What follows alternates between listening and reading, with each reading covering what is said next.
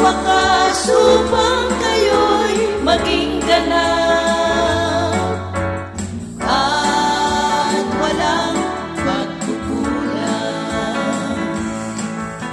Subalit ang humingi ay dapat magtiwala sa Diyos at huwag mag-alinlangan, sapagkat ang nag-aalinlangan ay parang alon sa dagat na itinataboy ng hangin kahit saan.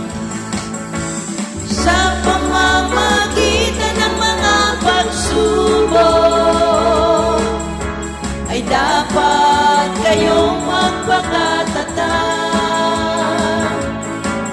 hanggang wakas upang kayo'y maging ganap at walang pagkukulang.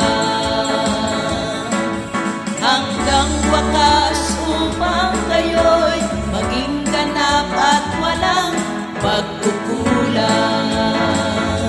Walang pagkukulang, walang pagkukulang.